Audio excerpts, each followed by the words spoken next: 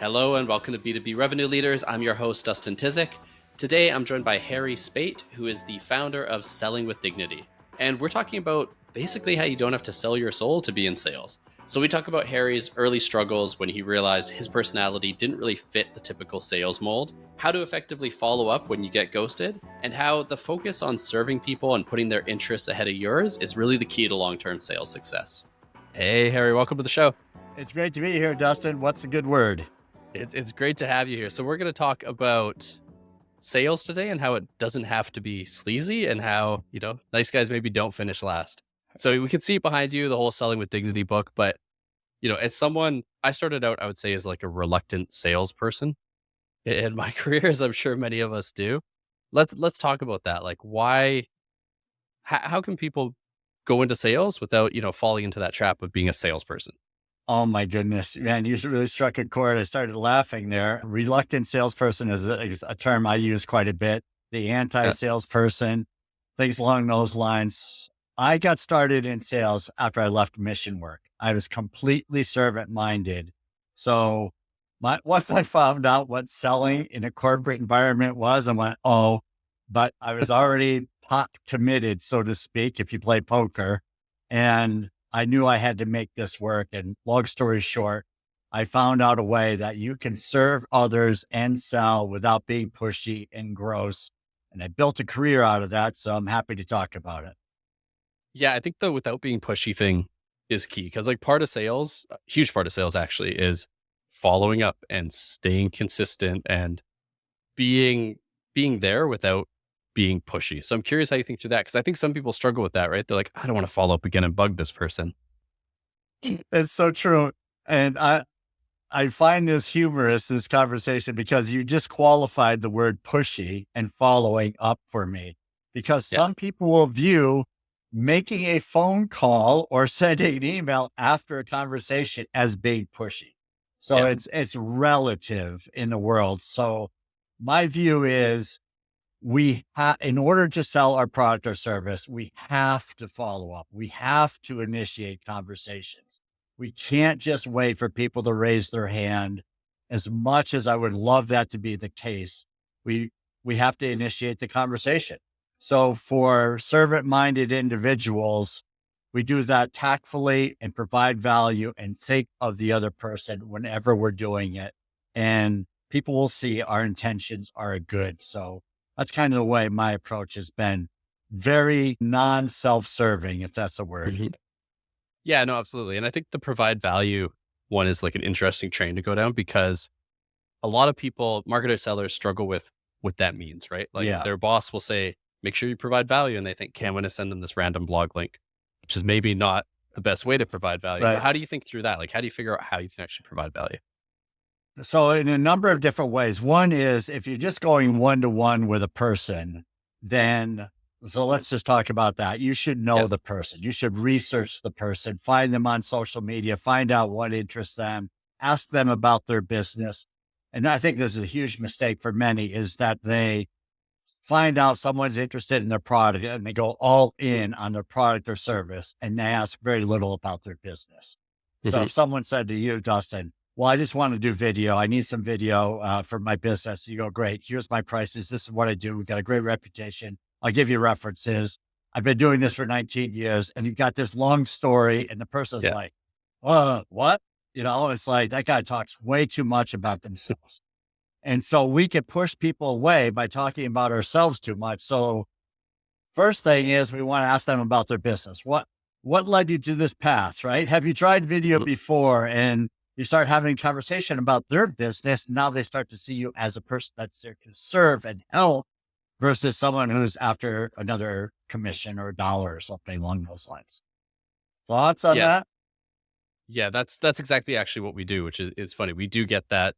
Like we're a bit more expensive because this is what we do. We specialize in a very niche topic. So we don't want to go into process and price. We actually want to understand the business if we can actually help and if we're the right fit before we do that spiel. So we'll ask questions about what their go-to-market is. Like, what are you focusing on this year to actually understand, is this the right fit? Or if we're not, we're just tell them we're not the right fit. Check out these guys. They're better for you. So I think there's part of that rather than just focusing on the sale, your pitch, and your script, which is kind of how salespeople Exactly. get trained sometimes, though. We all do in sales, and we're trained so much on the pitch and what to say. We're trained Yeah. very little on how to say it and how to ask Yeah. questions and how to listen. We think that the listen thing should be natural, but it's not. So when someone's speaking, we're already thinking, okay, what do I have to say here to overcome this? Or what do I say next? Where do I go next? If they say this, do I need to say that? We got all this stuff going on in our head, and we're completely not listening to the person, and we're missing out on opportunities to find out what's really important to the person. So that's a lot, but the value of that is tremendous. Yeah, I think on the listening side too, like you mentioned, there's people hate silence. Not just salespeople, like people in general. They do not want silence. They want to fill the silence. But oftentimes that's when an awkward silence will get people to talk and open up and explain things. So I think that's a key thing as well, is like knowing when to shut up and just wait to see what the person says. Is so good and so true. I actually have a post out on social media today, a video about the value and power of silence. Yeah. So when we ask a question, years ago, I heard some sales guru say something along the lines, the first one that speaks loses after, right? But that was a win-lose mentality about selling. But the value that came out of that is when you ask a question, give time for the other person to figure out the answer. And in the book, the only sales book guide you'll ever need, Anthony Iannarino talks about counting. It says count to 4 before you even think about. And 4 in silence It's a lot. is a long time if you actually do it. And I did this recently, and I said, this person is driving me crazy because it's forever. And I just humored myself a little bit. I counted to 10 and I said, all right, I give up. And as soon as I started to talk, the person said something, and I went, "Oh, I'm sorry." And I did that a couple of times. I said, "Forget it. I just have to just bite my tongue until 20 or whatever." So it does work. You just have to be super patient. Yeah, and I think that's a good point though. Like 4 seconds doesn't seem like anything, right? But when there's no silence, you're staring awkwardly at each other, it can be difficult to do. So I'm curious then, everyone kind of has their own selling style. And I think honestly, it has to be tied a little bit to your personality for it to be authentic. Like I Yep. could never be the fast talking car salesman guy because I just can't. Like that's not who I am. It would be fake. So when you're, let's say you're growing a sales team, do you look for particular kind of attributes, personality types that will fit that more servant mentality? Or how do you think through that? Yeah. Yeah. Old school used to look for people that would never worry about the word no. And Yeah. right, just Yeah. plow through the no word and not be offended by, people saying no and being discouraged, because there is that going on. And you have to know yourself. Can you coach people through that? A good friend of mine says, look, you can always coach skills, but you can't coach desire. You can't coach those soft skills of showing up to work every day or showing up to sell every day. You've got to have the desire in the first place. And then you go with, okay, the desire is there. What is this person doing today?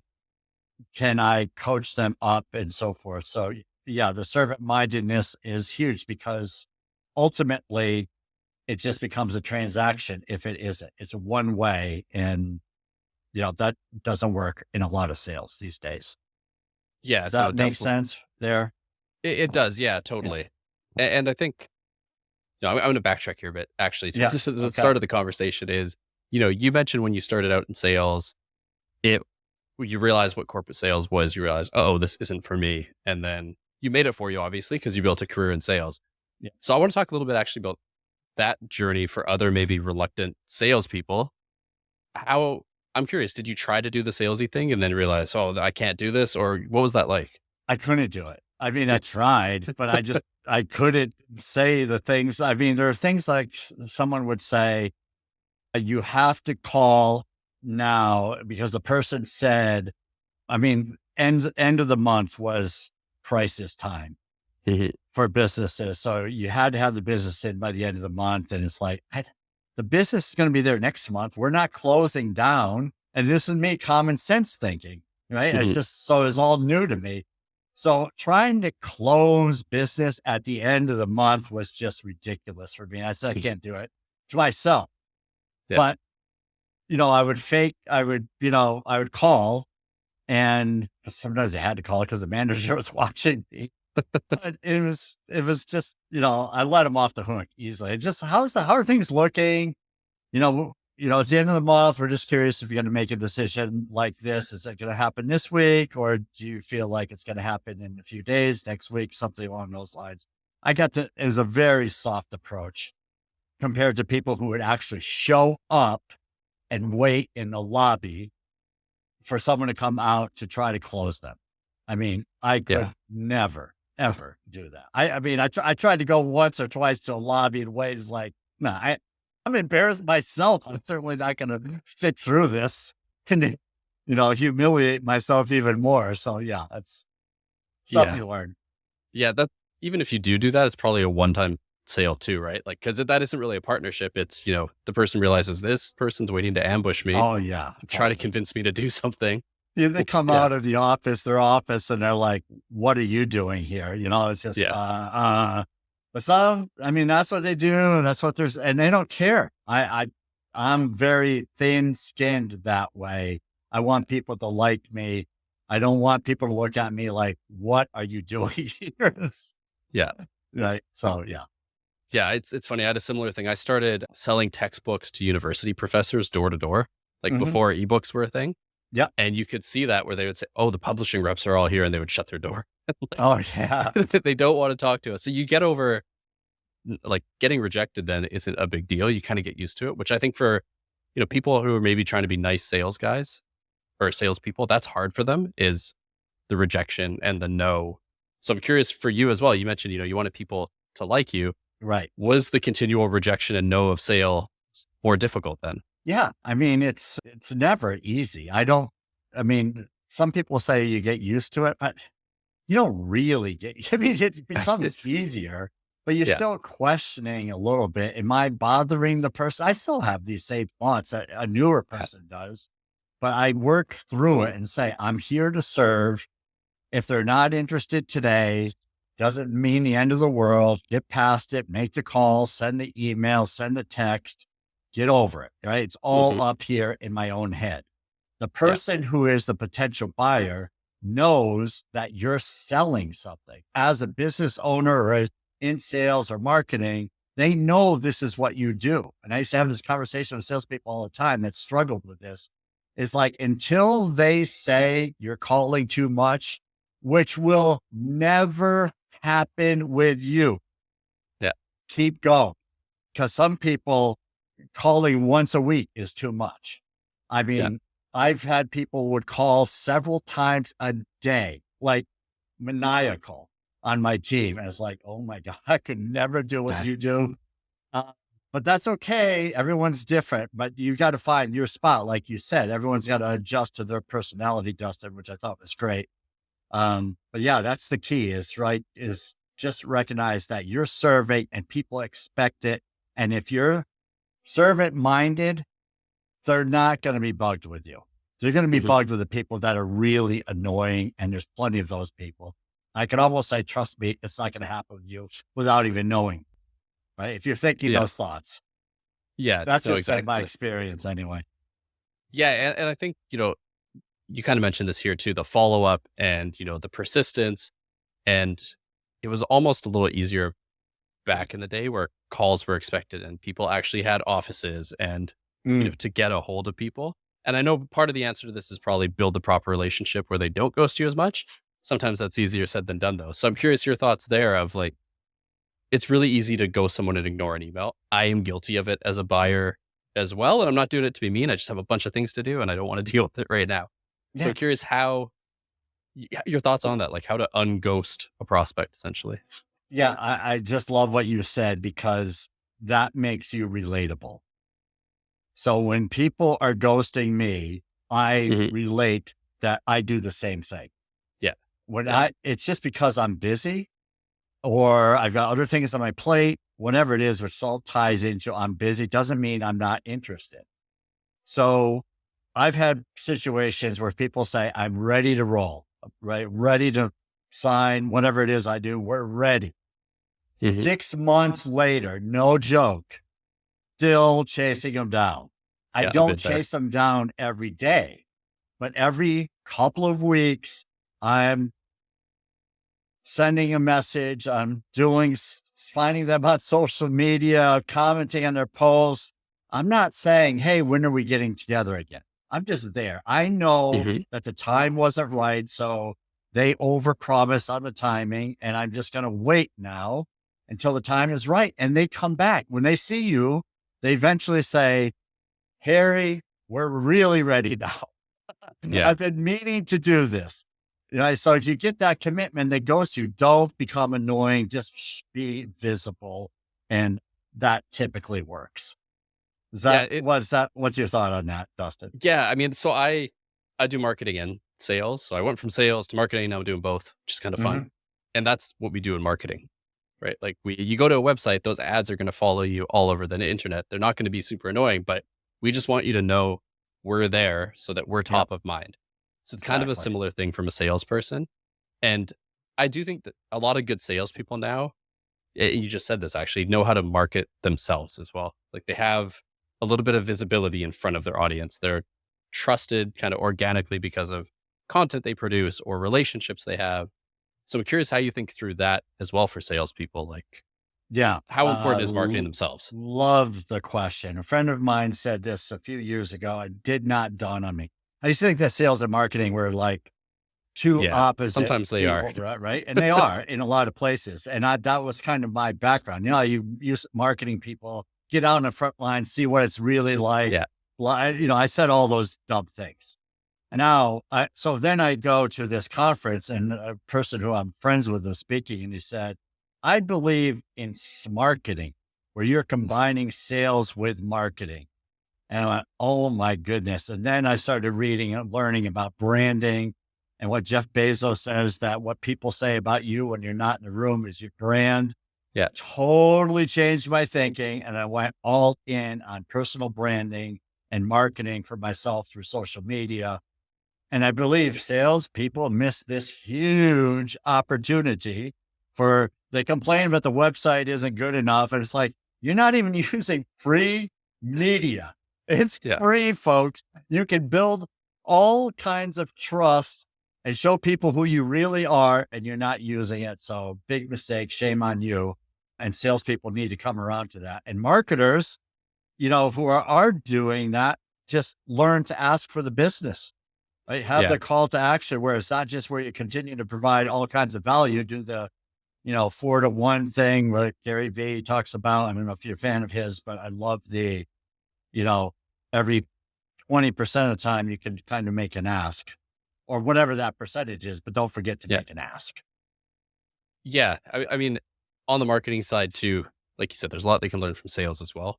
And a lot of it is around being direct. Like Mm, salespeople speak in plain language and write emails honestly better than marketers a lot of times because okay. marketers can get too flowery and Yeah. fancy and all that. So that's something I've learned as well. Like the website copy and all the marketing needs to sound like it's coming from an actual person, and the Mm, salesperson needs to not sound like a salesperson. And it all right. kind of has to blend together, which is it's why I'm happy to be in a sales and marketing role right now because it's the only time I've been able to make it happen. Otherwise, there's that clash, like you said. Yeah. I mean, it's such a good perspective. So you could speak from both sides, right? The salespeople are saying, well, marketing doesn't provide me any leads. And marketers Yeah. say, well, you guys can't close a door Yeah. and right. All this nonsense. And it's like, if you view it as a team long term and say, not everyone's going to buy just because they raise their hand. Mhm. And this could take, 6 more months. It could take 2 years. I want marketing. I want to have conversations with marketing so that they see what is going on in the street and they're hearing what I'm hearing so that they could put that in their content. Right. So Yeah. now it's real world. And you can say, if you're thinking your salesperson is too pushy, our approach is, I mean, just spitballing here, but Mhm. you have the freedom of the press to talk about what your approach is. I mean, I think that's Yeah. great. Why not? Yeah. No, exactly. Like it's, and I think a lot of this boils back to having that long term perspective. as a salesperson, which it can be tough because there's monthly quotas in a lot of cases at some companies. You Yeah. miss quota 3 months in a row, you're going to be on your butt outside without a Yep. job, right? So it Oh, makes yeah. that long-term perspective difficult and incentivizes salespeople, in my opinion, to be maybe too pushy because they want to close the deal. Yeah. And it's true. I mean, there's no denying that. And it's like, if you work with, I mean, some companies are just like that. They don't care. They're Yeah. going to get through salespeople and they don't care at all about the person. I'm not that way. And I just suggest that you find a place. They're not all business owners are like that. You find a place where there's going to be patience and they understand that sales is not an overnight success, especially for net new opportunities. I mean, I've been around, Dustin, companies that fire their salespeople, literally an entire team every several months. Yeah. And rehired, start all over again. These people are terrible. It's like, you loved them 6 months ago. Now you hate them. It's like, is there an in-between here somewhere? Right? Is there something to work with? So yeah, it can be a mess, but for those who are in sales, you got to find the right culture where you can thrive. Yeah. There needs to be a bit of patience for you to actually, it's all compounding, right? Sales and marketing. So you need to find a culture that actually accepts that. So, I mean, we talked a whole bunch of topics. I know you talk about these and a bit more in the book that is poking out behind your head there. So maybe for our listeners, if they want to learn about the book, connect with you, I know you put a lot of other free content, where should they go? I'm going to go directly to the website, sellingwithdignity.com, and you'll find podcasts, content, videos, all kinds of stuff there. So have Awesome. some fun, explore a little bit. And yeah, all of my content is designed to help people, not sell. Perfect. So I'll include that link for all the listeners. But Harry, thanks for joining me. That was a fun one talking about sales marketing. I really appreciate it. Likewise, Dustin. Thanks for having me on your awesome show. It's been great. Thanks for listening. My key takeaway is just the focus on patience. So sales is a long-term process and building client relationships is key, but we have these monthly quotas that we have to hit, right? So sometimes we race to that and forget the fact that this is a long-term thing. We use techniques that aren't in the best interest of your buyer. And I mean, that might get you a quick sale, but long-term, to build that ongoing relationship where this customer purchases from you multiple times or from multiple companies, those quick win tactics maybe aren't the right fit. So if you enjoyed this episode, please head on over to Apple Podcasts and leave a review. And I'll be back next Tuesday with a new episode.